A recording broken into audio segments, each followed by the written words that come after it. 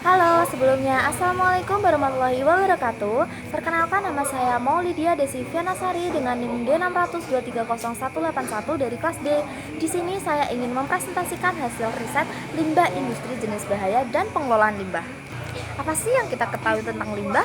Limbah menjadi persoalan serius yang dihadapi oleh hampir semua negara di dunia ini. Seiring waktu, jumlah limbah terus meningkat. Permasalahan ini terutama muncul dari berbagai sektor, termasuk sektor industri. Limbah industri menjadi perhatian yang penting bagi para pelaku usaha dan pemerintah, karena jika tidak dikelola dengan baik dapat menyebabkan berbagai ancaman terhadap lingkungan dan makhluk hidup.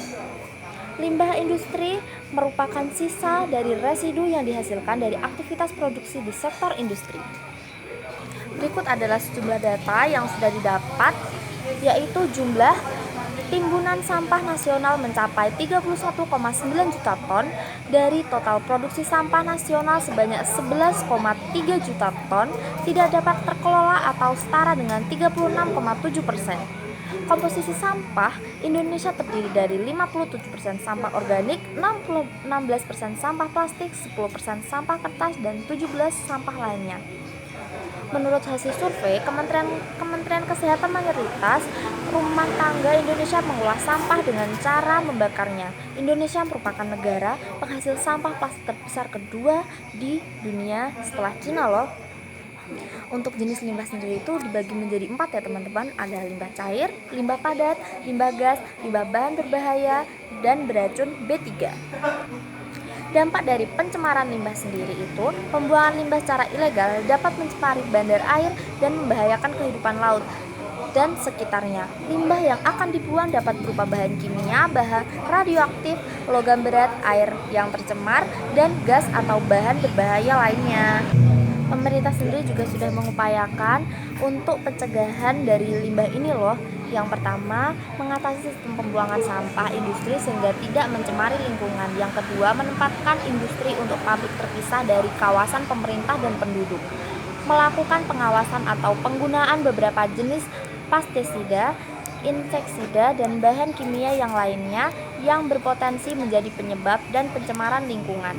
Yang keempat, melakukan penghijauan, memberikan sanksi dan hukuman secara tegas terhadap pelaku yang mencemari lingkungan.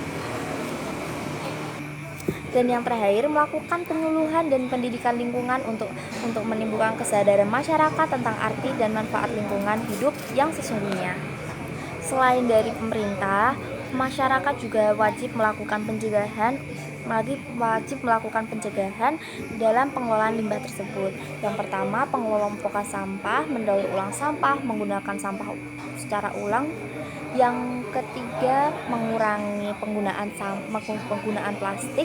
Yang keempat, gotong royong untuk membersihkan lingkungan sekitar dan mendirikan bank sampah. Itu sangat penting sekali ya teman-teman.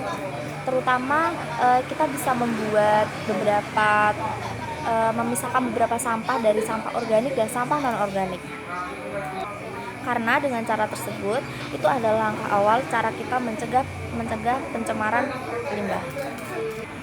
Oh iya, dari pencegahan limbah sendiri itu terdapat alat teknologi yang digunakan untuk mencegah pencemaran limbah tersebut. Yang pertama ada mesin composting, yang kedua DX, yang ketiga teknologi waste to energy WTE, yang keempat teknologi gelombang mikro, dan yang kelima teknologi aerobubble. Wah, udah sampai kesimpulan aja nih. Oke, kita lanjut ya. Kesimpulan dari presentasi kali ini adalah pembuangan limbah yang tidak terkelola dengan baik, terutama limbah industri, berpotensi mencemari air dan tanah, membahayakan ekosistem secara menimbulkan dampak serius bagi kesehatan manusia. Oleh karena itu, pengelolaan limbah yang tepat dan penting untuk menjaga lingkungan dan kesejahteraan makhluk hidup.